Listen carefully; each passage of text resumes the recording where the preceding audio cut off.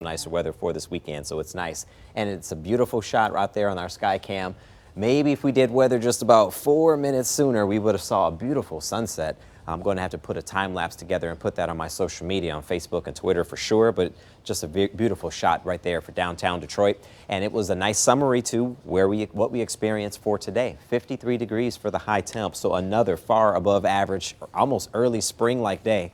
This morning we started off at 35 degrees. We're at 53 right now in downtown Detroit. The relative humidity is relatively dry, and the winds from the southwest at 18 but 30 miles per hour, and that's the wind gust that Amira was just talking about. As far as our temperatures across the area, Howell at around 48, Monroe at 49, and Pontiac at 42. The winds are producing just a slight wind chill. It's a couple of degrees cooler than what the actual temperature is.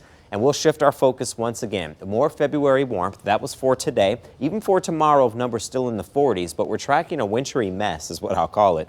Ice and sleet, the primary concern, even though we're not going to rule out rain and also snow. We'll talk about that in just a moment, but more ups and downs as the temperatures kind of fluctuate a little bit, and this will be an example of that. We're back down to the 30s, 34 in Detroit, Pontiac at around 29, same thing in Lapeer.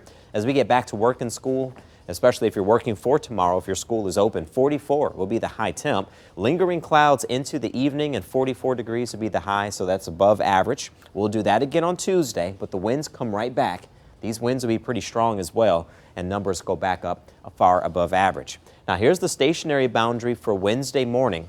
Colder air is going to be present with this northeasterly flow kind of sandwiched right over Metro Detroit, but moisture is going to be moving in from the south, and as that moisture collides with that colder air, it's going to be a perfect recipe to produce a wintry mess, which means we're not expecting all snow here. There is a freezing rain threat, and the further north you go, it looks like there will be a transition zone where some of that rain could mix with some sleet and snow, and the further north you go, it looks like it's all snow.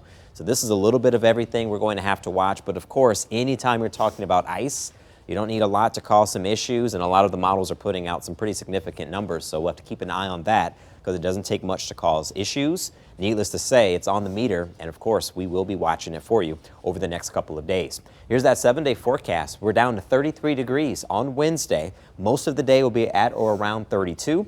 We slowly recover on Thursday back to the 40s, but we get colder for the weekend as temperatures go back to the 20s.